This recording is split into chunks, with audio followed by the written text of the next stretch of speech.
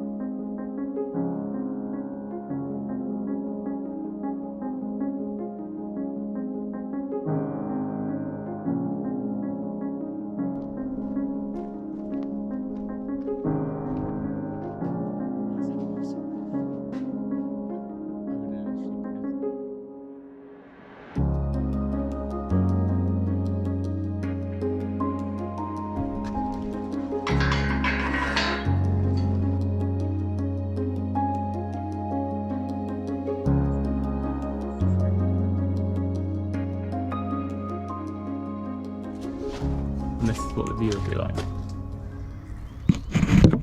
Oh, Joe, you've got to come and see this. How do you feel right now? What are your vibes? Like I've got to rein Tim in. What do you think, seriously? It's pretty good, pretty special. Oh look, there's even a little butterfly floating. Wow. There is certainly a lot to take in here. It's quite a bit of land, quite a lot of buildings, but also a lot of possibilities. We're not going to be short of stuff to do here for a long, long time. I'm quite tired now. Hey.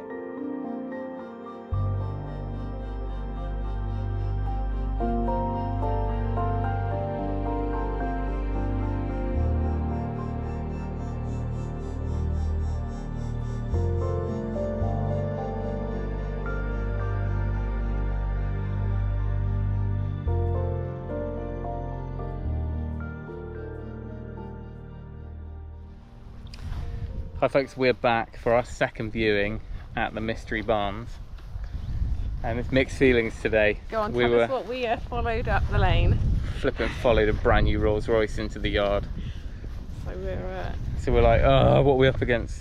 They're still going to say they only want 2 or 3 dwellings, but it does change things for us. But yeah, so we've been shocked into realisation, but now we're trying to work out what we want to do. And we keep on coming across people in the fields who are looking around as well, so you're like, hi, nice day. Oh, terribly boggy down here. Anyway, this could be the last time you ever see it. It's surrounded by listed buildings. Tim is ever an optimist / pessimist. It depends. He goes from one extreme to the other, don't you? I'm just thinking, like, if I was a developer and I wanted to throw some cash at something, I'm not sure I'd throw it at this. Oh, that's positive. There are better plots. We should think of some, well, like... Tell you what, as easy as anyone says this is, it is flipping stressful, isn't it? I keep saying, you know... You could just buy a detached house in a cul-de-sac. My nerves. Well, we've got our steps in. Yay. Yeah. Nice date out, hey? Yeah, hang on. This is a view from the long field back up to the barn. I don't know if you can see it. It's a portal frame. There's a little Dutch barn behind that. Right, we're just leaving. It's getting better in there. We're feeling a little bit more positive.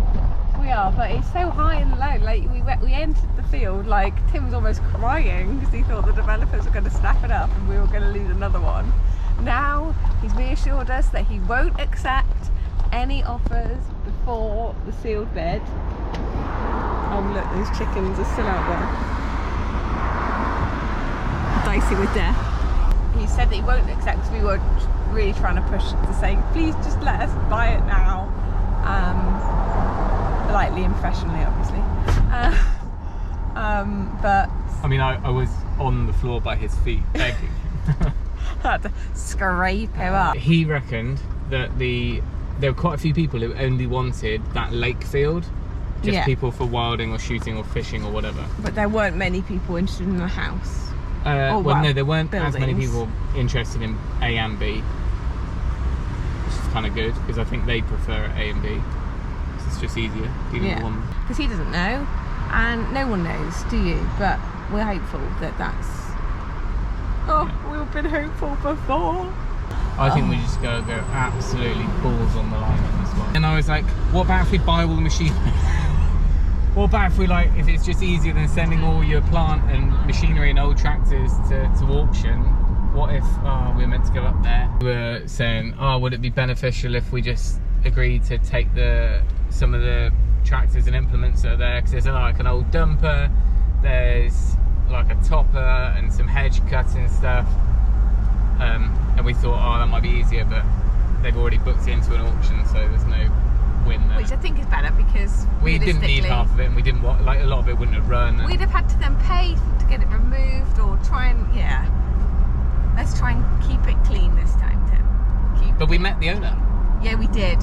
Tim was asking about the supply line with the electricity. It's got 3-phase power, and it kind of goes underground somewhere. To be fair, like a true farmer, he was like, oh yeah, it's under there somewhere. We did a proper job, but we'll find the map out somewhere. So anyway, but he knew, and it was lovely to me, wasn't it? Yeah. And he's like backfilled in the barn, but he was saying that he used to have calf stalls. His dad used to have calf stalls in the bottom of that listed barn, and then battery chickens above.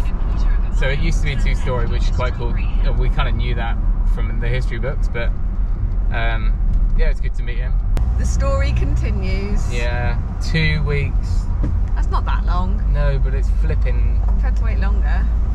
I know. All right. Have we come away with anything actually new knowledge apart from it is now changed to property developing, but it isn't actually property developer, so we're okay. It's good because we were on about what happens if we want to do holiday cottage, or what happens if we want to. Or if we just change our plans in 5 years and we want to do something different.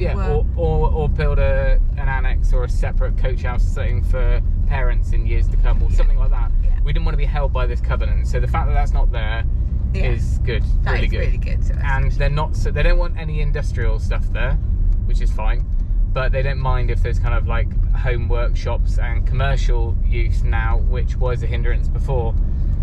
I think all of our stuff would have been domestic anyway.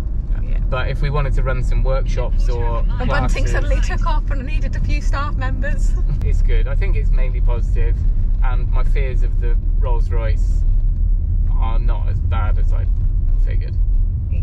He wiped away his tears very manly.